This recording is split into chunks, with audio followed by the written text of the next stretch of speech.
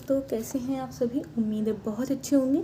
आज हम लोग मिल रहे हैं अपने प्रैक्टिस सेट की फर्स्ट क्लास में, जो कि एमसीक्यू कराए जाएंगे। इसमें हम लोग युद्ध और घटना चक्र की बुक्स के मिलाकर प्रैक्टिस सेट करेंगे और क्वेश्चन सॉल्व करेंगे। तो शुरू कर देते हैं, अपनी पहले क्वेश्चन की ओर चलते हैं। जिस किसी ने चैनल को सब्सक्राइब नहीं किया है प्लीज़ कर लीजिए। फिर हम लोग स्टार्ट करते हैं अपने एमसीक्यू की सीरीज। चलिए चलते हैं हम लोग अब अपने पहले प्रश्न। तो हम लोग पढ़ते हैं अपना पहला क्वेश्चन। ऐसी कौन सी सामाजिक संस्था है जो यौन संबंधों का नियमितता एवं वैधता प्रदान करते हुए उनसे उत्पन्न संतानों को समाज उचित स्थान दिलाती है। हम लोगों ने विवाह पढ़ लिया था, आपको याद हो विवाह में ये डेफिनेशन थी कि विवाह जो है वो नियमितता देता है, उन संबंधों को वैधता प्रदान करता है और बच्चे जो उत्पन्न होते हैं उन्हें समाज में क्या है, वैध माना जाता है। तो ये हम लोगों ने डेफिनेशन पढ़ी भी थी। तो इसका राइट आंसर होगा, हम लोग बिना और कोई ऑप्शन देखे हुए भी सही कर सकते हैं, लेकिन देख लेते हैं। चलिए एक बार ऑप्शन, परिवार के तो सदस्य हम लोग जन्म से ही होते हैं, इसमें वैधता जैसा कुछ होता नहीं है। नातेदारी जो विवाह के बाद बनती है, विवाह से पहले भी बनती है, लेकिन इसमें यौन संबंधों की वैधता नहीं होती है। धर्म हमें देता है, लेकिन धर्म में क्या है कि हमको वैधता देगा, लेकिन यौन संबंध बनाने की स्वीकृति धर्म नहीं देता बिना विवाह के। तो इसलिए क्या है, विवाह इसका राइट आंसर हो जाएगा। अब हम लोग आगे बढ़ते हैं। नातेदारी को वर्गात्मक तथा वर्णात्मक रूप में किसने वर्गीकृत किया है। अब नातेदारी की बात करते हैं। जेपी मर्डॉक हो गए, AR ब्राउन है, वी मेलानोव्स्की है, LH मॉर्गन है। तो हम लोग यहाँ पे बात करते हैं कि जो AR ब्राउन है, इन्होंने क्या कहते हैं, धर्म की बात की है। वी मेलानोव्स्की ने जादू और विज्ञान की बात की है। मर्डॉक ने भी परिवार और समाज की बात की, लेकिन LH मॉर्गन जो है उन्होंने नातेदारी की बात की है। तो हम लोग के चारों ऑप्शन में कौन है, मॉर्गन सही हो जाएंगे। क्यों? क्योंकि इन्होंने नातेदारी की बात की है और इन्होंने ही वर्गात्मक और वर्णात्मक रूप से वर्गीकृत किया है नातेदारी को। अब हम लोग आ जाएंगे अपने नेक्स्ट क्वेश्चन पे। किसने ऋग्वेद तथा एवं अथर्ववेद में प्रयुक्त नातेदारी शब्दावली एवं नातेदारी नियामक व्यवहार का अध्ययन किया था। अब नातेदारी का अध्ययन इसमें लीला दुबे, IP देसाई, शोभिता जैन, ये क्या है, आधुनिक समाजशास्त्री हैं। इरावती कर्वे हैं समाजशास्त्री। इन्होंने, आपने इनकी बुक बहुत फेमस है, किन्शिप ऑर्गेनाइजेशन इन इंडिया, 1953 में जो बुक इन्होंने पब्लिश की थी इरावती कर्वे की, किन्शिप ऑर्गेनाइजेशन इन इंडिया 1953। हाँ राइट है, आप इसका सन भी याद रख सकते हैं। तो इसमें क्या है, इरावती कर्वे ने ऋग्वेद और अथर्ववेद में प्रयुक्त नातेदारी शब्दावलियों का प्रयोग किया है अपना। तो इसका राइट आंसर हो जाएंगी इरावती कर्वे जी। ठीक है, अब हम लोग बढ़ते हैं नेक्स्ट क्वेश्चन को। महिलाओं के लिए अनुच्छेद 16 का आशय है लोक सेवा में समान रूप से अवसर दिया जाना, धर्म, जाति, स्थान अथवा लिंग के आधार पर कोई भेदभाव नहीं, समान रूप से अभिव्यक्ति की स्वतंत्रता, समान रूप से आजीविका का साधन उपलब्ध कराना। अब इसमें है समान रूप से अवसर दिया जाना। हम लोगों ने पढ़ा हो लोक सेवाओं में, लोक सेवाएं कौन सी हो गई, चुनाव हो गया, हम लोग की जो UPSC की नौकरियां हो गई। लोक सेवा, समाज में जो सेवाएं हैं उनमें हमें अवसर दिए जाना अनुच्छेद आर्टिकल 16 यानी कि अनुच्छेद 16 में वर्णित है। तो इसका ऑप्शन ए सही हो गया, हम लोग इसका सही उत्तर करेंगे। नेक्स्ट पे पहुंचते हैं। धारणीय विकास पर आयोजित निम्नलिखित औपचारिक, राजकीय, अंतर्राष्ट्रीय सम्मेलनों को कालानुक्रमिक क्रम में व्यवस्थित करिए। नीचे दिए गए कूटों का उपयोग करें। अब इसमें 4 दिए गए हैं, हमें इन लोग के टाइम पीरियड के हिसाब से सही से क्रम में लगाना है। तो इसके लिए हमें इसकी सन भी पता होनी चाहिए। हालांकि इसमें एक की दे भी रखी है इन्होंने कि वैश्विक 2000, तो इसका तो सन हम लोग को लिखने की जरूरत नहीं है, नीचे दे रखा है इन्होंने। स्टॉकहोम सम्मेलन कब हुआ था, आपको याद होगा 1972। तो स्टॉकहोम सम्मेलन कब हुआ, 1972। ठीक, विश्व संरक्षण कूटनीति कब आई है, तो ये आई है 1980, यानी कि 1972 के बाद आई है। 1980 में कूटनीति वाली, सेकंड ऑप्शन विश्व संरक्षण कूटनीति। विश्व पर्यावरण आयोग, तो विश्व पर्यावरण आयोग बना था 1987 में, यानी कि ये चारों सीरीज से लगे हुए हैं। अब हम लोग चलते हैं 1987 विश्व पर्यावरण आयोग, आप याद रख लेंगे। इसके बाद फिर हम लोग आगे चलते हैं। तो इसके बाद फर्स्ट, सेकंड, थर्ड, फोर्थ, यानी कि पहला ऑप्शन ही हम लोग का सही हो जाता है। ठीक है, आगे बढ़ेंगे हम लोग। अब वह समाजशास्त्री जिन्होंने सामाजिक नियंत्रण को समाजशास्त्र में अध्ययन का विषय बनाया। बिल्कुल, तो हम लोग सामाजिक नियंत्रण, सोशल कंट्रोल बुक आपको याद होगी। ऑप्शन पहले देख लेते हैं। Emile Durkheim, Arnold Toynbee, Kingsley Davis, K Davis लिखा है, किंग्सली डेविस इनका पूरा नाम है। E.A. रॉस, तो E.A. रॉस साहब की आपको एक बुक याद होगी, सोशल कंट्रोल, जो 1901 में पब्लिश हुई थी। E.A. रॉस की बुक है।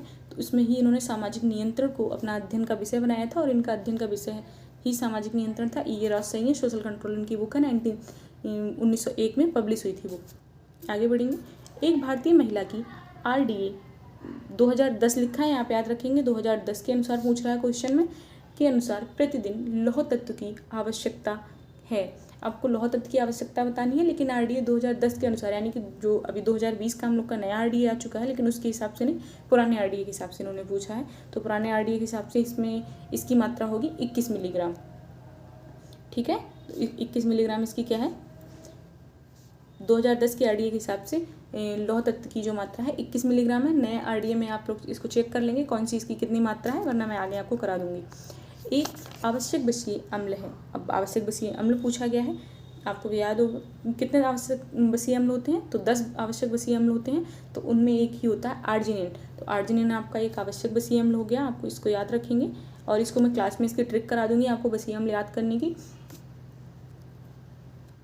आगे पढ़ते हैं नेक्स्ट क्वेश्चन, जैविक मूल्य का प्रयोग किसकी गुणवत्ता माप के लिए होता है। जैविक मूल्य, अब जैविक मूल्य किसका निकाला जाता है, कार्बोहाइड्रेट, वसा, प्रोटीन, प्रोटीन और विटामिन की। तो इसमें ऑप्शन दिए हैं आपको, कार्बोहाइड्रेट की, वसा की, प्रोटीन की, विटामिन की। तो हम लोग जैविक मूल्य निकालते हैं, मतलब जो शरीर में टूट फूट होती है उसकी मरम्मत का काम कौन करता है, तो प्रोटीन करता है। क्यों, क्योंकि वह कोशिका का निर्माण करता है। तो हम लोग यहाँ पे मूल्य किसका निकालेंगे, प्रोटीन का, क्योंकि कार्बोहाइड्रेट क्या करता है, हमारे शरीर को ऊर्जा प्रदान करता है। वसा जो कोमल अंग होते हैं उनकी सुरक्षा देता है। विटामिन क्या होता है, हमारी जो अंदर क्रियाएं चल रही हैं उनको संपन्न कराता है शरीर में। लेकिन जो प्रोटीन है, प्रोटीन क्या करता है, प्रोटीन जैविक मूल्य, जो कोशिका के अंदर टूट फूट हुई है, मरम्मत हुई है, उसकी भरपाई कौन करता है, तो प्रोटीन करता है। इसलिए जो हम लोग जैविक मूल्य निकालते हैं वो प्रोटीन का निकालते हैं। तो हमारा राइट आंसर हो जाएगा प्रोटीन। नेक्स्ट हम लोग पढ़ते हैं नेक्स्ट क्वेश्चन की ओर। कार्बोज का कार्य, अभी कार्बोज का कार्य पूछ लिया है। प्रोटीन को अन्य कार्यों के लिए मुक्त करना, ऑक्सीजन का परिवहन, हड्डियों को स्वस्थ बनाए रखना, उपयुक्त में से कोई नहीं। तो हड्डियों को स्वस्थ बनाए रखना काम किसका है, कैल्शियम और फास्फोरस का है। ऑक्सीजन का परिवहन काम किसका है, रक्त का कार्य है। प्रोटीन को अन्य कार्यों के लिए मुक्त करना, ये हो सकता है बिल्कुल, क्योंकि प्रोटीन को जो कार्बोज है पहले वो बॉडी में ऑब्जर्व होती है, जब कार्बोज फिनिश होती है तो फैट ऑब्जर्व होने लग जाता है, और जो कार्बोज है वो प्रोटीन को रिलीज करता है, जो बॉडी के इंपॉर्टेंट कार्य होते हैं, मतलब जो कोशिका का निर्माण हुआ, टूट फूटी, मरम्मत हुई, तो उसके कार्य के लिए कार्बोज क्या है, प्रोटीन को रिलीज करता है। तो इसमें हम लोग का ऑप्शन ए सही हो जाएगा। ठीक है, अब हम लोग बढ़ेंगे नेक्स्ट क्वेश्चन की ओर। मौखिक पोलियो टीका, अब हम लोग पोलियो की सबसे पहले बात कर लेते हैं। पोलियो टीकाकरण स्टार्ट कब हुआ था, तो पोलियो टीकाकरण स्टार्ट हुआ था हम लोग का 1985 में। आप लोग को याद होना चाहिए पोलियो टीका सबसे पहले कब स्टार्ट हुआ, तो 1985। और भारत पोलियो मुक्त कब घोषित किया गया, दोनों चीज़ें बहुत इंपॉर्टेंट है। पोलियो टीका प्रारंभ कब किया गया, तो 1985 से प्रारंभ किया गया था। भारत पोलियो मुक्त कब हुआ था, तो भारत पोलियो मुक्त हुआ था 2014 में। आपको दोनों सन याद रखनी है, 2014 और 1985। ठीक है, तो मौखिक पोलियो टीका जो हम लोग मुँह से देते हैं बच्चे को, उसमें वो कौन सा टीका होता है, तो जो इंजेक्शन से दिया जाता है वो होता है आपका इंजेक्शन की तरह, लेकिन मौखिक जो मुंह से दिया जाता है उसको मौखिक ओरल पोलियो ड्रॉप बोलते हैं। तो वो मृत टीका होता है एक प्रकार का। मृत हम लोग क्या करते हैं, मृत टीका देते हैं। तो ऑप्शन हम लोग का ये सही हो गया। आगे बढ़ते हैं हम लोग नेक्स्ट क्वेश्चन की ओर। पारिवारिक स्तर को प्रभावित करने वाला कारक कौन सा है। अब पारिवारिक स्तर को प्रभावित करने वाला कारक पूछ लिया है, कौन कौन सा है, क्वेश्चन पर ऑप्शन पढ़ लेते हैं अपने।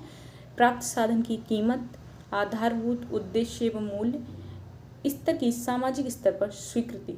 अब पारिवारिक स्तर को प्रभावित करने वाले कारक कौन कौन से। प्राप्त साधन की कीमत, मतलब यह है कि किसी के पास कितने मूल्य के साधन उपलब्ध है।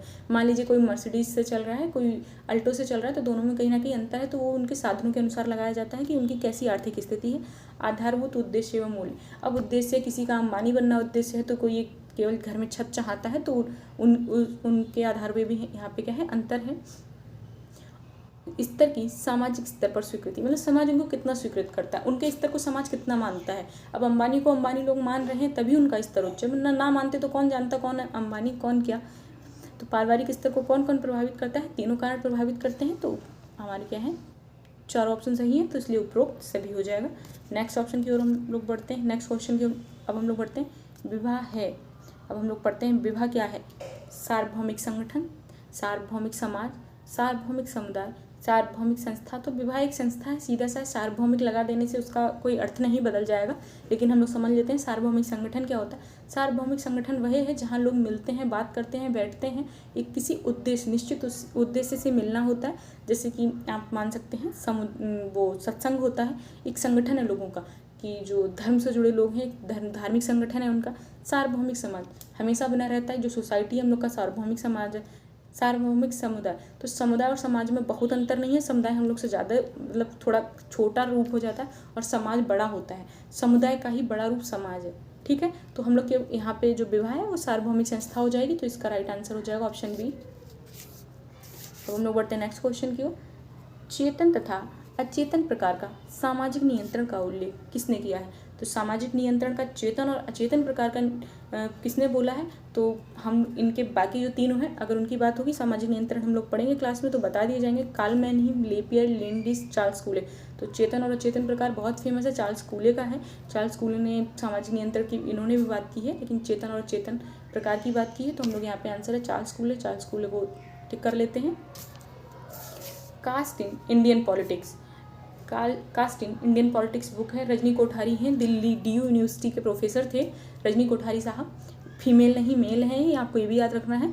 तो जो रजनी कोठारी हैं DU यूनिवर्सिटी के प्रोफेसर थे, अभी मे भी शायद 2020 में लास्ट ईयर एक्सपायर हो गए थे। तो इनकी बुक उसके बाद पब्लिश हुई थी, कास्ट इन इंडियन पॉलिटिक्स, बहुत फेमस बुक थी इनकी, तो इन्हें काफ़ी प्रसिद्धि मिली इस बुक से। रजनी कोठारी साहब की बुक है कास्ट इन इंडियन पॉलिटिक्स, इसको आप लोग देख लेंगे। जनसंख्या नियंत्रण का कारण हो सकता है, अब आपको जनसंख्या नियंत्रण का कारण देखने हैं। परिवार नियोजन कार्यक्रम बिल्कुल हो सकते हैं। शिक्षा का बढ़ता प्रचार प्रसार बिल्कुल, क्योंकि शिक्षा बढ़ रही है तो लोग कहीं ना कहीं सीमित परिवार में आना चाहते हैं। निम्न जन्म दर का होना, हाँ जन्म दर घटेगी तो जनसंख्या नियंत्रण हो ही जाएगा। उपयुक्त सभी, बिल्कुल सभी ऑप्शन सही है, तो इसको हम लोग सभी सही कर देते हैं। आगे बढ़ते हैं हम लोग अपने नेक्स्ट क्वेश्चन की तरफ। किसने कहा था कि अनुकूलतम जनसंख्या वह है जो प्रति व्यक्ति अधिकतम आय प्रदान करती है? अब हम लोग अनुकूलतम जनसंख्या की बात कर लेते हैं। हम लोगों ने पढ़ा था आय और गरीबी भी हम लोगों ने पढ़ा नहीं अपनी क्लास में, लेकिन अनुकूलतम जनसंख्या, अगर मैंने बोला था आपसे एक बार कि जनसंख्या जहाँ पे आएगा आप उसको मालथस लगाएंगे, तो यहाँ पे नहीं लगा देंगे आप, क्योंकि यहाँ पे बात हो रही है आय की, यानी कि यहाँ पे अर्थशास्त्र से पढ़ा जा रहा है जोड़ के। जहाँ समाज से जोड़ के पढ़ा जाएगा वहाँ मालथस टिक करेंगे, लेकिन यहाँ पे जनसंख्या क्या है, आय से जोड़कर पढ़ी जा रही है। तो डाल्टन, सिज्विक, मालथस अलग हो गए। एडविन केनन साहब जो है वो अर्थशास्त्री भी हैं, तो इन्होंने जनसंख्या के लिए क्या है, प्रति व्यक्ति अधिकतम आय की बात की है, तो एडविन केनन साहब यहाँ पे सही उत्तर हो जाएगा। सॉरी, आगे हम लोग बढ़ते हैं अपने नेक्स्ट क्वेश्चन की तरफ। निम्नलिखित विचारकों में अंत्योदय शब्द का प्रयोग सबसे पहले किसने किया था? आपको पता होगा अंत्योदय शब्द का प्रयोग महात्मा गांधी ने भी किया था, लेकिन एक ऐसे थे समाजशास्त्री जिन्होंने अंत्योदय शब्द का प्रयोग किया था। हालांकि अंत्योदय शब्द का प्रयोग भीमराव अम्बेडकर साहब ने भी किया था, और सर्वोदय शब्द का भी प्रयोग गांधी जी ने भी किया था और भीमराव अम्बेडकर ने भी किया था, तो इनमें कन्फ्यूजन हो जाता है। लेकिन अंत्योदय शब्द का सर्वप्रथम किसने किया था? तो विनोबा भावे ने किया था। आप लोग यहाँ पे याद रखेंगे कि जो अंत्योदय शब्द है उसका सर्वप्रथम प्रयोग किसने किया? तो विनोबा भावे ने किया। ठीक है, नेक्स्ट क्वेश्चन की ओर बढ़ते हैं हम लोग अपने। इमाइल दुर्खीम ने सामाजिक नियंत्रण के किस साधन को युवा पीढ़ी के सामाजिकरण के रूप में देखा है? इमाइल दुर्खीम का हम लोगों ने टोटमवाद अभी लास्ट क्लास में ही समझा था, तो वहाँ से तो ये संबंधित क्वेश्चन नहीं है, लेकिन हम लोग अपने इसी हिसाब से समझेंगे इनको। इमाइल दुर्खीम ने सामाजिक नियंत्रण के किस साधन को युवा पीढ़ी के सामाजिकरण के रूप में देखा? तो युवा कानून द्वारा नियंत्रण बिल्कुल नहीं, धार्मिक नियंत्रण बिल्कुल नहीं, न्यायालय द्वारा नियंत्रण नहीं। कानून और न्यायालय की बात इमाइल दुर्खीम करते ही नहीं है, धर्म की बात करते हैं इमाइल दुर्खीम। और शिक्षा द्वारा नियंत्रण बिल्कुल शिक्षा द्वारा हो सकता है, लेकिन मैं इसमें क्या कहते हैं, इमाइल दुर्खीम ने सामाजिक नियंत्रण के लिए इस बुक में गलत उत्तर दिया है। शिक्षा द्वारा नियंत्रण नहीं होगा। आप लोग अगर बुक से फॉलो करेंगे मुझे तो आप यहाँ पे गलत हो जाएंगे। इमाइल दुर्खीम ने धार्मिक नियंत्रण की बात की है। टोटमवाद की बात करते हैं, धर्म द्वारा नियंत्रण सिखाते हैं, तो इमाइल दुर्खीम का यहाँ पे धार्मिक नियंत्रण सही हो जाएगा। ठीक है, तो आप लोग इसको ऑप्शन बी को यहाँ सही करेंगे मेरे अकॉर्डिंग। अगर आप लोग इसका प्रूफ चाहेंगे तो वो भी मैं अवेलेबल करा दूंगी, लेकिन आप अगर मेरी बात मानेंगे तो वही होगा सही। ठीक है, धार्मिक नियंत्रण को सही कर लेंगे। इमाइल दुर्खीम धार्मिक नियंत्रण की बात करते हैं। ठीक है, और इनकी बुक भी है द सुसाइड या ली सुसाइड, इनकी लैंग्वेज में ली सुसाइड था, वैसे द सुसाइड बोलते हैं। तो द सुसाइड इनकी बुक भी थी, अगर याद रखनी हो तो याद कर सकते हैं इनकी पुस्तक को। सन 1931 में जनगणना में हट्टन ने अस्पृश्य जातियों को किस नाम से संबोधित किया? J.H. हट्टन की बात हो रही है। हट्टन इन शॉर्ट दिया है, सरनेम दे देते हैं समाजशास्त्रियों के लोग बस। इनका पूरा नाम है J.H. हट्टन। ठीक है, J.H. हट्टन याद रखेंगे। तो 1931 की जो जनगणना थी, इन्होंने हट्टन साहब ने अस्पृश्य जाति थी, जिनको समुदाय मानता नहीं था, जो कहीं मंदिर नहीं जा सकती थी, तो इनको उन्होंने क्या बोल दिया था? इनको उन्होंने बोला था बाहरी जाति। क्यों? क्योंकि इनका बाहरी जाति बोलने का एक ही सीमित उद्देश्य था, क्योंकि वो मंदिरों में नहीं जा सकते थे, समुदाय अपने से इन्हें दूर रखता था। तो आपको अपने हिसाब से नहीं, उस समय की परिस्थितियों के हिसाब से उत्तर करना है, तो यहाँ पे बाहरी जाति शब्द का प्रयोग किया इन्होंने, तो सही हो जाएगा। सरकारी सेवा में पिछड़े वर्गों के लिए स्थानों का आरक्षण का प्रतिशत क्या है? सरकारी सेवा में पिछड़े मतलब ओबीसी वर्ग की बात की जा रही है। ओबीसी वर्ग के लिए कितना आरक्षण दिया गया है, तो आप लोगों को पता है सरकारी सेवाओं में ऑप्शन पहले तो हम लोग अपने देख लेते हैं। 21%, प्रतिशत अपने हिसाब से जोड़ लेंगे क्योंकि क्वेश्चन में प्रतिशत लिखा है। 27%, 22%, 28%, तो हमारा राइट आंसर है 27% यानी कि 27%। लेकिन इसको इस क्वेश्चन में बहुत कुछ समझने लायक है, उसको भी अब हम लोग जान लेते हैं। सबसे पहले अधिसूचना कब जारी हुई, कब से ये आरक्षण देना शुरू किया गया, उस चीज़ को जान लेते हैं। तो ये हुआ था 13 अगस्त 1990। ठीक है, आप लोग डेट याद रखेंगे। 13 अगस्त 1990 से अधिसूचना जारी हुई कि जो ओबीसी के कैंडिडेट हैं उनको 27% आरक्षण दिया जाएगा, वो भी सरकारी सेवाओं में, मतलब गवर्नमेंट जॉब जो भी होंगी उनमें 27% उन्हें आरक्षण मिलेगा। तो इस डेट को आप लोग याद रखेंगे। अधिसूचना कब जारी हुई थी इसको याद रखेंगे, 27% आरक्षण भी याद रखेंगे और डेट भी याद रखेंगे। नेक्स्ट बढ़ते हैं अपने लोग नेक्स्ट क्वेश्चन पे। निर्धनता मापन के लिए कितने आधार हैं? तो निर्धनता मापन के हम लोगों ने, आपको पता हुआ निर्धनता 2 प्रकार से मापी जाती है, सापेक्ष और निरपेक्ष। तो वही 2 पूछे गए आपसे, तो 2 इसका बिल्कुल आंसर हो जाएगा। 2 सापेक्ष और निरपेक्ष भी हम लोग को याद रखना है, 2 आंसर है इसका। बार बार ऑप्शन पढ़ने से या विकल्प में पढ़ूँ तो उससे कोई फ़र्क नहीं पड़ता। अगर हम लोग को पता है तो हम डायरेक्ट आंसर पे आते हैं, हमारा टाइम बच जाएगा। इसलिए मैं ये सब कर रही हूँ। अगर किसी को लग रहा है कि ऑप्शन मैं क्यों नहीं बता रही हूँ, डायरेक्ट उत्तर पे आ रही हूँ, तो ऐसा इसलिए कि जो क्वेश्चन मुझे लगता है समझाना चाहिए मैं वही समझा रही हूँ। फालतू में मैं आप लोगों का और अपना समय क्यों दूँ उस चीज़ ऑप्शन को पढ़ के खींचने में। टाइम ड्यूरेशन नहीं बढ़ाना है हम लोग को, ज़्यादा से ज़्यादा कम समय में कवर करना है। नेक्स्ट बढ़ते हैं हम लोग अपने नेक्स्ट क्वेश्चन की ओर। निम्नलिखित राज्यों में कौन सा राज्य मादक पदार्थों की उच्चतम खपत के लिए जाना जाता है? हिमाचल प्रदेश, पंजाब, केरला और मिजोरम। तो मैं आप लोगों को एक मूवी का नाम याद बोल देती हूँ, शायद आप लोग को उससे याद हो जाए। अभी मूवी आई थी जल्दी में, उड़ता पंजाब। आलिया भट्ट और रणवीर सिंह की मूवी थी। रणवीर सिंह बोल रही हूँ मैं, शाहिद कपूर की मूवी थी, आलिया भट्ट और शाहिद कपूर की उड़ता पंजाब, जिसमें मादक पदार्थों को लेकर बहुत ज़्यादा दिखाया गया था। उस मूवी से आप लोग समझ सकते हैं कि पंजाब ऐसा स्टेट है जहाँ मादक पदार्थों की उच्चतम खपत होती है, प्रयोग करने वाले लोग बहुत ज़्यादा हैं। तो इसलिए हम लोग इसमें बहुत ज़्यादा रिसर्च ना करके इस क्वेश्चन पे सीधा मूवी का नाम उड़ता पंजाब अपनी लाइफ ज़िंदगी से जोड़ के पढ़िए, और पंजाब इसका राइट आंसर है। अगर ऐसे याद करेंगे आपको जल्दी याद भी होगा, आपको समझ भी जल्दी से आएगा। ठीक है, तो राइट उड़ता पंजाब इसका राइट आंसर है मादक पदार्थों की उच्चतम खपत के लिए। नेक्स्ट पढ़ते हैं, नेक्स्ट क्वेश्चन पे आते हैं। किस प्रकार की निर्धनता कायिक उत्तरजीविता को बनाए रखने के लिए जरूरी बुनियादी साधनों के अभाव का घोतक है? अब हम लोगों ने अभी ऊपर क्वेश्चन पढ़ा था कि 2 प्रकार की निर्धनता होती है, सापेक्ष और निरपेक्ष, है ना। हम लोग सापेक्ष करते हैं, निरपेक्ष करते हैं, लेकिन एक ऐसी निर्धनता है, सापेक्ष और निरपेक्ष। अब एक निर्धनता का प्रकार ऐसा है कि जिसमें इंसान अपनी बुनियादी ज़रूरतें ही पूरी नहीं कर पाता, वह अपने दैनिक जीवन की जो 3 मूलभूत आवश्यकता है, रोटी, कपड़ा और मकान, उनकी पूर्ति भी सही से नहीं कर पाता, तो उससे हम लोग बोलते हैं परम गरीबी, मतलब बहुत ज़्यादा गरीब होना, तो उसको हम लोग बोलते हैं परम निर्धनता। अब सीधे ऑप्शन पे आते हैं, मैंने आपको समझा दिया क्यों बोलते हैं, क्योंकि वह रोटी, कपड़ा और मकान की पूर्ति भी नहीं कर सकता। सांस्कृतिक निर्धनता क्या हो जाएगा, संस्कृति नहीं है जिसके किसी के पास, तो वो सांस्कृतिक निर्धनता हो जाएगी। उससे इंसान क्या निर्धन है? बिल्कुल नहीं। इंसान के पास रोटी, कपड़ा और मकान है तो वो निर्धन नहीं है। व्यक्तिनिष्ठ निर्धनता एक कौन सा प्रकार है भाई निर्धनता का? अगर व्यक्तिनिष्ठ मतलब व्यक्तिनिष्ठता नहीं है तो वो निर्धन है? बिल्कुल नहीं। बाह्यता मूलक निर्धन एक कोई निर्धनता के प्रकार नहीं है, आपको भ्रमित करने के लिए नाम दिए गए हैं ऊपर नीचे करके, ऐसा कुछ नहीं है। परम निर्धनता आप याद रखेंगे। आगे बढ़ते हैं हम लोग अपने नेक्स्ट क्वेश्चन की ओर। किसने उच्च विकास के सिद्धांत को अंततः वैज्ञानिक स्तर तक पहुंच बताया? हम लोगों ने अपनी एक लास्ट क्लास में पढ़ा था कि अगस्त काम्टे के, आपको चलिए मैं ऑप्शन की बात कर देती हूँ। अगस्त काम्टे हो गया, एल.टी. हाउस हो गए, टालगट पार्सन्स हो गए और बेंजामिन किड हो गए। चारों समाजशास्त्री हैं, लेकिन किसने उद्विकास के सिद्धांत में वैज्ञानिक स्तर की बात की है उसकी बात करते हैं हम लोग। सीधे अपने टॉप पॉइंट पे आते हैं। अगस्त काम्टे साहब के हम लोगों ने कल 3 स्तर पढ़े थे, अगर आपको याद हो, तात्विक, धार्मिक और वैज्ञानिक, ठीक है ना। धार्मिक, तात्विक और वैज्ञानिक 3 स्तर पढ़े थे हम लोगों ने, तो उसी में एक वैज्ञानिक स्तर की बात की है, तो अगस्त काम्टे हमारा राइट आंसर हो जाएगा। हम लोग बहुत क्वेश्चन में नहीं घुसेंगे, अगर जाएंगे डीप में तो कहीं ना कहीं गलत कर देंगे, इसलिए हम लोग अपने वैज्ञानिक स्तर देख लिया। हाँ, अगस्त काम्टे ने 3 स्तरों की बात की है। जिन लोगों ने क्लास ली है उन्हें बहुत अच्छे से समझ में आ रहा होगा कि मैं यहाँ पे क्या कहना चाह रही हूँ, क्योंकि वैज्ञानिक स्तर, तात्विक स्तर और धार्मिक स्तर की बात कौन करते हैं? तो अगस्त काम्टे साहब करते हैं, तो अगस्त काम्टे यहाँ पे सही उत्तर हो जाएगा। निम्न में से कौन सा सिद्धांत सीखने का है। अब हम लोग सीखने के सिद्धांत की बात करते हैं। कौन सा सिद्धांत सीखने का है। धर्म का कार्यात्मक सिद्धांत, नियंत्रण का सिद्धांत, सामाजिक संरचना का सिद्धांत, संबंध प्रत्यावर्तन का सिद्धांत। धर्म का कार्यात्मक सिद्धांत, धर्म का कार्य करना सीखना, तो वो सीखना जैसा कुछ नहीं है। नियंत्रण का सिद्धांत तो हमें सीखना पड़ेगा। समाज में रह के हमें क्या चीज़ें करनी है क्या नहीं करनी है तो हमें खुद सीखना है ना। ये हमें सोसाइटी भी सिखाती है और कुछ खुद भी सीखना पड़ता है। सामाजिक संरचना का सिद्धांत, सामाजिक संरचना अपने आप बनती रहती है, बिगड़ती रहती है, कभी उतार आते हैं कभी चढ़ाव आते हैं, उसमें आपका कोई योगदान नहीं है।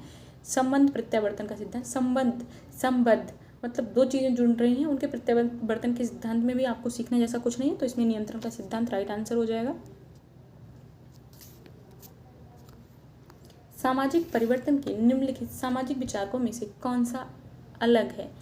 August Comte, Saint Simon, Karl Marx, Julian Steward. तो जूलियन स्टीवर्ट साहब तो सामाजिक विचारक नहीं है, समाजशास्त्री नहीं है। ऑगस्ट काम्टे साहब भी हम लोगों ने पढ़े हैं। कार्ल मार्क्स का वर्ग संघर्ष भी पढ़ा है। ऑगस्ट काम्टे का आत्महत्या का सिद्धांत भी है। तो सेंट साइमन साहब हैं, उनका भी समाजशास्त्र में योगदान है, लेकिन जूलियन स्टीवर्ट जो है सामाजिक विचारक नहीं है। तो हम लोग का जो विकल्प है विकल्प ही सही हो जाएगा, जूलियन स्टीवर्ट नहीं है। नेक्स्ट पढ़ते हैं अपन लोग नेक्स्ट क्वेश्चन पे। सॉरी एक मिनट, नेक्स्ट क्वेश्चन पे आते हैं। परिवर्तन क्रांति के द्वारा आता है, इस सामाजिक परिवर्तन के प्रतिपादक हैं। सामाजिक परिवर्तन के क्रांति की बात समाजशास्त्र में एक ही एक ही समाजशास्त्री करते हैं, वो है कार्ल मार्क्स। कार्ल मार्क्स साहब के एक बहुत प्रसिद्ध कथन है, वो मैं आप लोग को बता देती हूँ। वर्ग संघर्ष का सिद्धांत सभी को पता है इनका, एक इनका बहुत प्रसिद्ध कथन है। अगर वो कथन कहीं हमारे पेपर के लिए ज़रूरी भी हो सकता है, इसलिए मैं आप लोगों को बता देती हूँ। कहीं लिख के अगर हम लोग आगे पढ़ेंगे तो मैं आपको वो चीज़ नोट्स में प्रोवाइड करा दूँगी, नोट्स में बता दूँगी। उठो श्रमिकों जागो, तुम्हारे पास तुम्हारे पैरों की बेड़ियों के अलावा खोने के लिए कुछ भी नहीं। इन्होंने क्या था, श्रमिक वर्ग को बोला कि जो फैक्ट्री के मालिक तुम्हें प्रताड़ित करते हैं उनके खिलाफ संघर्ष करो, उनके खिलाफ क्रांति करो। आपके पास पैरों की बेड़ियाँ मतलब एक बंधन है जिससे आप जकड़े हुए हो, जो आपको नीचे ढकेल रहा है, उसके अलावा खोने के लिए आपके पास कुछ नहीं है। अगर आप उठोगे जागोगे तो आप बहुत कुछ प्राप्त कर सकते हो। कार्ल मार्क्स का एक कथन है, बहुत प्रसिद्ध समाजशास्त्री हैं। तो इसका समाज में परिवर्तन के लिए क्रांति की बात कार्ल मार्क्स ही करते हैं, वर्ग संघर्ष की बात करते हैं। आगे बढ़ते हैं हम लोग नेक्स्ट क्वेश्चन पे। किसने विश्व की 8 संस्कृतियों के अध्ययन के आधार पर सामाजिक परिवर्तन का चक्रीय सिद्धांत दिया। अब इस क्वेश्चन में क्या है, आपको चक्रीय सिद्धांत तो पता है, बहुत अच्छे से पता है कि सामाजिक परिवर्तन का चक्रीय सिद्धांत किसने दिया, क्योंकि हम लोगों ने पढ़ा था, है ना। अभी हम लोग सामाजिक परिवर्तन पढ़ चुके हैं हम लोग की क्लासेस में। लेकिन 8 संस्कृतियाँ ऊपर लिख दिया तो आप भ्रमित हो जाएंगे कि ये 8 संस्कृतियों जैसा क्या है कि 8 संस्कृतियाँ लिख दिया, तो आप इसमें भ्रमित ना हो, सीधे अपने आंसर पे हैं। क्योंकि चक्रीय सिद्धांत सामाजिक परिवर्तन के संबंध में सिर्फ एक इंसान ने दिया, एक समाजशास्त्री ने दिया है, तो आपको उसी को टिक करना है, आपको भ्रमित होने की ज़रूरत नहीं है। 8-10 संस्कृतियाँ इसका कोई मतलब नहीं है। हाँ, संस्कृतियाँ 8 दी हैं आपको, ये चीज़ हम आपको एक बार माइंड में क्लिक हो जानी चाहिए कि 8 संस्कृतियों की बात की है किसने, Karl Marx, Herbert Spencer, E T. Tylor लिखा है, गलत लिखा है, ई.वी. टायलर है। और ये तीनों समाजशास्त्री तो इससे संबंधित नहीं है। सामाजिक परिवर्तन का चक्रीय सिद्धांत किसने दिया, तो ओ स्पेंगलर ने दिया है। इनको हम लोग याद करेंगे अपने इस चक्रीय सिद्धांत का, सीधी सी बात है, स्पेंगलर ने दिया है, उनको बस हमें याद रखना है, बाकी हम लोग भ्रमित नहीं होंगे। योजनाबद्ध सामाजिक परिवर्तन को कहते हैं, एक योजनाबद्ध हो और सामाजिक परिवर्तनों से हम लोग क्या कहते हैं, समाज में परिवर्तन हो रहा है योजनाबद्ध तरीके से। विकास कहेंगे, आंदोलन कहेंगे, प्रगति कहेंगे, विकास कहेंगे, क्या कहेंगे आप लोग के हिसाब से। तो मैं आपको समझाती हूँ उद्विकास क्या होता है। उद्विकास हो गया किसी चीज़ का पुनः विकास होना, मतलब वो खत्म हो गई है उसका पुनः विकास होना, उद्विकास है। आंदोलन तो योजनाबद्ध नहीं हो सकता। आंदोलन होता है आप जाएंगे तो उसमें युद्ध दंगे फसाद हो जाएंगे, तो वो आंदोलन क्या है, योजनाबद्ध नहीं है, परिवर्तन का कोई अच्छा जरिया नहीं है। विकास धीरे धीरे होता है, कभी तेजी भी पकड़ता है, कभी धीरे भी होता है, लेकिन विकास के लिए कोई कारक होता है परिवर्तन के लिए, तो वो क्या है, प्रगति क्या है, योजनाबद्ध तरीके से होती, सामाजिक परिवर्तन कहते हैं। योजनाबद्ध तरीके से जो भी परिवर्तन आएगा उसे हम प्रगति कहते हैं। कहते हैं ना, अगर आपके मार्कशीट पे मार्क्स बढ़ते हैं, बच्चे ने प्रगति की इस बार, क्यों क्योंकि आपने योजना बनाई, आपने एग्जाम अच्छे से दिए, एक योजनाबद्ध तरीके से आपने पढ़ाई की, तो आपका प्रगति का सूचक क्या हो गया, वो आने वाला परिवर्तन। तो इसका राइट आंसर हो जाएगा सी, प्रगति। ठीक है, नेक्स्ट बढ़ते हैं। मरासमस रोग किसकी कमी से होता है, तो हम लोग को पता है क्वाशियरकोर होता है प्रोटीन की केवल कमी से, ऊर्जा की कमी से, लौह तत्व की कमी से, और प्रोटीन प्लस ऊर्जा की कमी। तो मरासमस होता है प्रोटीन और ऊर्जा की कमी से। तो हम लोग सीधे अपने इस पे आते हैं, लौह तत्व की कमी से एनीमिया होता है, ठीक है, ऊर्जा की कमी से सूखा होता है, कुपोषण होता है। तो इन सब पे भी समझ लेते हैं, लेकिन प्रोटीन से क्वोशियर होता है और मरासमस रोग जो होता है प्रोटीन प्लस ऊर्जा की कमी से होता है। अब हम लोग आते हैं अपने नेक्स्ट क्वेश्चन की ओर। स्वाइन फ्लू फैलता है, तो स्वाइन फ्लू का वायरस है H1N1, हम लोग को पता है, हम लोग के समय में ही आया, इसलिए इस चीज़ को तो हम लोग को ज्ञान होना चाहिए। नहीं पता है तो आज जान लीजिए, H1N1 फ्लू था वायरस का नाम, तो इससे फैलता था स्वाइन फ्लू, इसको समझ लीजिए। आगे बढ़ते हैं। परिवार का स्वरूप आजकल तेज़ी से बदल रहा है, जिसका प्रभाव है औद्योगिकीकरण, व्यक्तिवादिता, उच्च शिक्षा, उपयुक्त में से सभी। तो मेरे ख्याल से परिवार का स्वरूप आजकल तेज़ी से बदल रहा है, उसके लिए जिम्मेदार औद्योगिकीकरण है, बिल्कुल है। यह किसका प्रभाव है? तो औद्योगिकीकरण का भी बिल्कुल है, क्योंकि गांव से लोग निकल के शहर में आ रहे हैं। व्यक्तिवादिता भी है, सबकी अपनी अपनी सोच समझ है। उच्च शिक्षा है, शिक्षा की ओर लोग बढ़ रहे हैं, तो क्या है, पुरानी चीज़ें तोड़ रहे हैं, पुराने विकल्पों से दूर हो रहे हैं, तो ये भी है। आपकी बुक में गलत दिया है, इसका आंसर व्यक्तिवादिता दिया है, लेकिन मेरे अकॉर्डिंग इसका आंसर उपयुक्त में से सभी होना चाहिए, तो इसका मेरे ख्याल से तो उपयुक्त में से सभी है। लेकिन आप लोग अगर अपनी बुक की बात मानना चाहते हैं, व्यक्तिवादिता बिल्कुल लगा सकते हैं, बेशक लगाइए, लेकिन मेरी बात मानेंगे तो इसमें से सभी ऑप्शन सही है। आगे बढ़ते हैं नेक्स्ट क्वेश्चन पे। विकासात्मक कार्य को परिभाषित किया जाता है। विकासात्मक कार्य है, उसे कैसे परिभाषित किया जाता है? सामाजिक अपेक्षाएं, संस्कृति, सीखना और प्रेरणा। तो विकासात्मक कार्य क्या है? समाज की जो आपसे अपेक्षाएं करता है, आप उस हिसाब से कार्य करते हैं, तो वो विकासात्मक कार्य हो गया। संस्कृति क्या है? जो पहले से चली आई, उसमें आप क्या बदलाव कर देंगे? संस्कृति बदलती है, लेकिन वो कोई विकासात्मक कार्य नहीं है। सीखना, सीख रहे हैं आप, लेकिन उसमें क्या सीख रहे हैं उससे फ़र्क पड़ता है। प्रेरणा आप इसी से लेते हैं, लेकिन आप अपने जीवन में कितना लेते हैं, कितना उतारते हैं, उस चीज़ से भी फ़र्क पड़ता है। तो सामाजिक अपेक्षाएं, समाज आपसे जो भी अपेक्षाएं रखते हैं, अगर आप उस पर खरे उतर जाते हैं, उससे अच्छा कार्य कर देते हैं, तो आप विकासात्मक कार्य कर रहे हैं। तो मेरे according to book and me, option A right. Next बढ़ते हैं हम लोग अपने नेक्स्ट क्वेश्चन की ओर। भारतवर्ष में परिवार नियोजन कार्यक्रम कब प्रारंभ हुआ था? तो हम लोग को परिवार नियोजन का आपको मैंने उस दिन थीम बताया था, छोटा परिवार सुखी परिवार। 1952 में कार्यक्रम आया था, प्रारंभ हुआ था। तो आपको बस सन याद रखना है 1952, इसमें कुछ ऐसा समझाने जैसा है नहीं। परिवार नियोजन, परिवार जनसंख्या को बढ़ते हुए, इतनी जनसंख्या तेजी से बढ़ रही थी, इसलिए सरकार ने ध्यान खींचा, तो परिवार नियोजन कार्यक्रम चलाया 1952 में। That's it. आगे बढ़ते हैं। दांत क्षय तब शुरू होता है जब मुंह का pH, अब pH मान की बात कर लें, एक 7 होता है, 0 उदासीन होता है, pH 7 से आगे बढ़ता जाएगा, अम्लीय होता जाएगा, क्षारीय होता जाएगा, कम होगा तो अम्लीय होता जाएगा। जब अम्ल की मात्रा बढ़ती है बॉडी में, तो क्या है, दांत गिरने लग जाते हैं, दांतों का क्षरण होने लग जाता है। तो यानी कि जब 7 से नीचे रहेगा। अब इसमें ऑप्शन में दिया है 8 से 9 गलत है, क्योंकि वो क्षारीय हो जाएगा। 5.5 से 6.5 सही हो सकता है, लेकिन ये सही नहीं है, क्योंकि एक मानक 6.5 दे दिया, 7 के करीब है, बहुत ज़्यादा अम्लीय नहीं हो जाएगा। 6.5 to 7.8 ये भी क्षारीय प्रकृति का हो जाएगा, तो ऑप्शन सी हम लोग का सही हो जाएगा। आगे बढ़ते हैं नेक्स्ट क्वेश्चन की ओर। गर्भावस्था के 8वें सप्ताह में गर्भाशय किसकी तरह दिखता है? अब गर्भाशय की आकृति हम लोग को बतानी है कि किस तरीके का क्या रूप बनता होगा उसका। छोटा अधपका, नाशपाती, बड़ा संतरा, अंगूर के आकार के, क्रिकेट गेंद। तो हम लोग को गर्भाशय अपने यूट्रस का आकार बताना है। 8वां सप्ताह मतलब कि दूसरे महीने का अंतिम समय लगभग में। तो उस समय क्या है कि जो गर्भाशय होता है, इस छोटे आलपिन की नोक बराबर से शुरुआत होती है, लेकिन 2 महीने का समय पर्याप्त होता है विकसित होने के लिए। तो इसमें क्या है कि वो बड़े संतरे का आकार ले लेता है कहीं ना कहीं। नाशपाती क्या है, ऊपर से पतली नीचे से बड़ी होती है, लेकिन शिशु ऐसे विकसित नहीं होता है। शिशु गोलाकार में विकसित होता है। फिर जो गोल आकार है वही धागेनुमा, उसी में धागेनुमा संरचना बन के अंगों का आकार बनता जाता है। तो ऑप्शन बी हमारा सही है, जो कि तीसरे माह से स्टार्ट होता है। द्वितीय माह लास्ट से और तृतीय माह स्टार्टिंग से अंगों का विकास लगभग में प्रारंभ हो जाता है। तो ऑप्शन इसका बी सही हो जाएगा।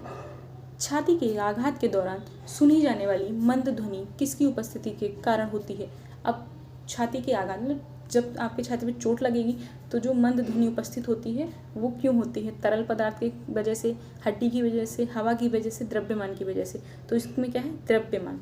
क्यों? क्योंकि आप किसी चीज़ को ऊपर से नीचे फेंको तो वो दबाव के साथ आवाज़ करती है। तो वैसे ही हमारी छाती के वहाँ पे कोई द्रव्यमान है, मतलब उपस्थित है, द्रव्यमान की उपस्थिति है, इसलिए वो आवाज़ कर रही है। तरल पदार्थ में आप पानी में मार के देखिए कौन सा बहुत आवाज़ आए, ऐसा कुछ नहीं है। तो इसका आंसर है द्रव्यमान।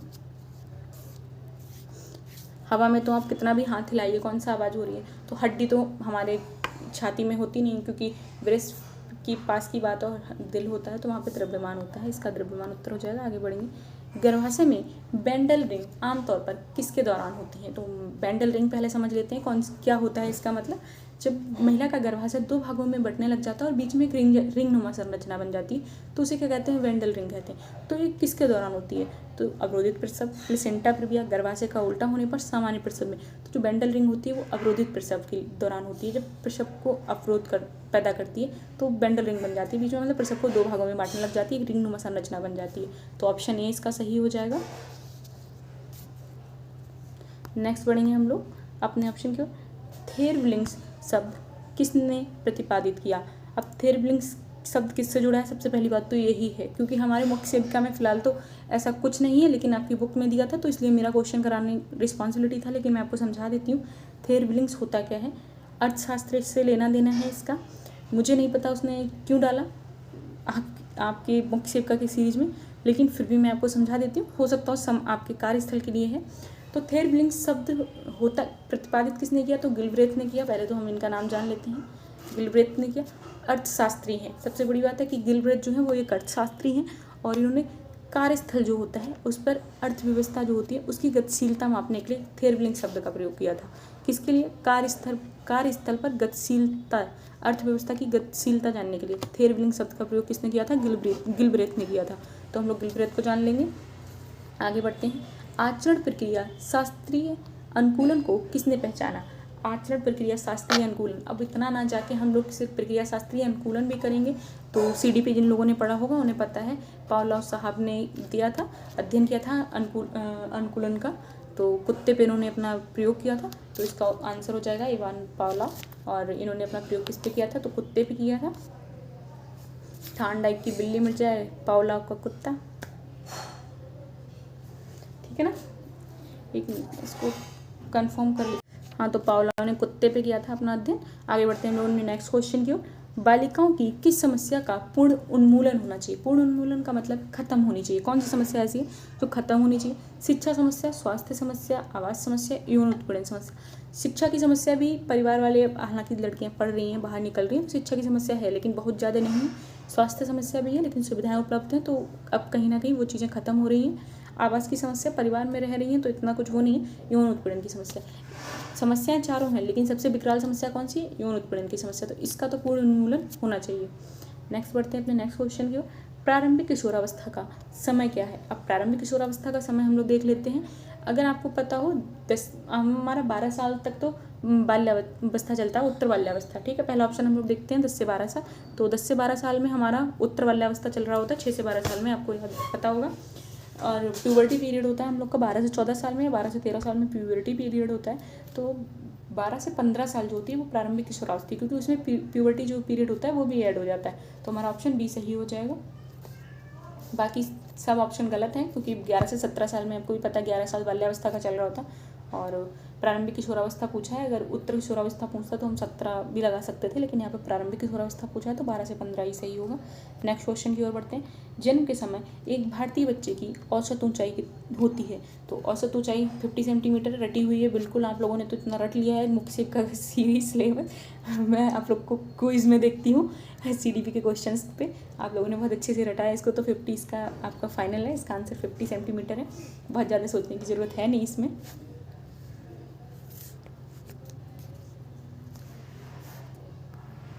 मछली को मस्तिष्क का भोजन कहा जाता है क्योंकि उच्च मात्रा में पाया जाता है। मछली में से कौन से पोषक तत्व पाए जाते हैं जो मस्तिष्क के लिए अच्छे होते हैं, या हमारे ब्रेन के लिए ऐसे कौन से पोषक तत्व हैं जो आवश्यक होते हैं और मछली में पाए जाते हैं? दोनों चीज़ें हैं, मिक्स करके पढ़ना है। ऑप्शन देख लेते हैं। तांबा, कापर एवं मैग्नीशियम, मैग्नीशियम एवं फास्फोरस, फास्फोरस एवं कैल्शियम, कैल्शियम एवं कापर, तांबा।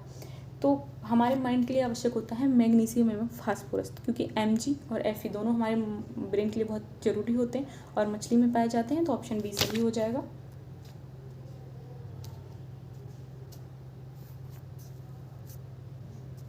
बढ़ते हैं नेक्स्ट क्वेश्चन की ओर।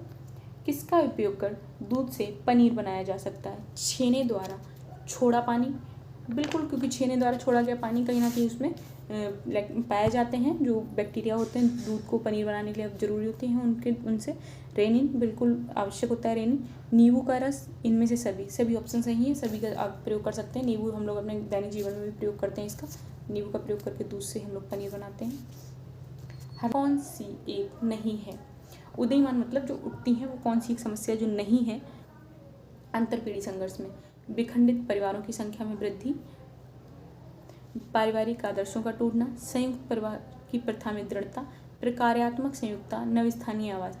अंतरपीढ़ी संघर्ष की वजह से ही परिवारों में विखंडन होता है, बिल्कुल सही बात है, क्योंकि पिता और पुत्र की सोच में ही अंतर आता है, माँ और बेटे की सोच में अंतर आता है, माँ और बहू की सोच में अंतर होता है, मतलब सास और बहू की सोच में अंतर आता है, तभी परिवार में संघर्ष आता है, तभी परिवार टूटते हैं, संयुक्त परिवार से एकल परिवार बनते हैं। तो पहला ऑप्शन हमारा सही है। इसमें नहीं पूछा गया है क्वेश्चन में, आप लोग वो चीज़ याद रखेंगे कि नहीं पूछा है।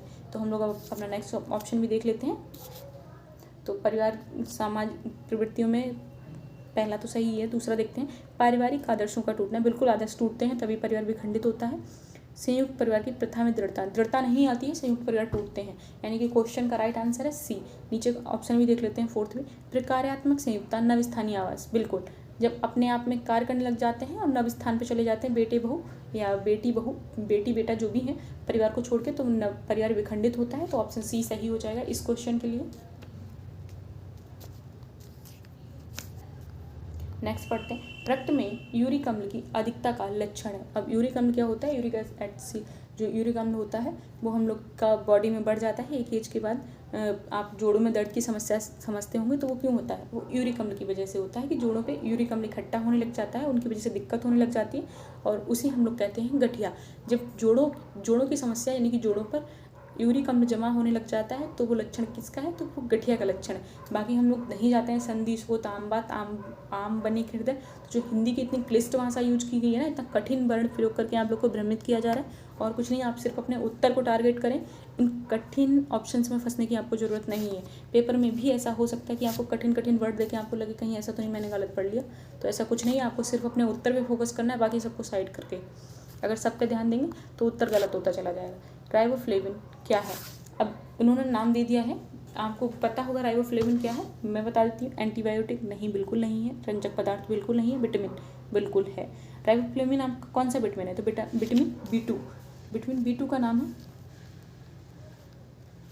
विटामिन B2 का नाम क्या है? राइबोफ्लेविन है। तो आपको ये चीज़ याद होनी चाहिए, विटामिन। तो ऑप्शन सी इसका सही हो जाएगा। आगे बढ़ते हैं। अंडाशय से स्रवित होने वाला महिला हार्मोन है। तो अन्य सभी विकल्प पहले ही दे दिया उन्होंने। FSH, LH, oestrogen. तो जो महिलाओं में क्या कहते हैं निकलता है, अंडाशय में स्रावित होता है, एस्ट्रोजन भी होता है। FSH नहीं, बिल्कुल नहीं होता है। LH भी नहीं होता है, भ्रमित करने के लिए दिए हुए, केवल एस्ट्रोजन है, सही है। HCG वगैरह दिया होता तो हम लोग वहाँ पे फंसते, लेकिन ये गलत दिया हुआ है, तो एस्ट्रोजन इसका सही उत्तर है। आगे हम लोग बढ़ जाएंगे। एल्डोहाइड्रामिनियोस एक ऐसी स्थिति है जहाँ टर्म के निकट एमनियोटिक तरल की मात्रा से भी कम होती है।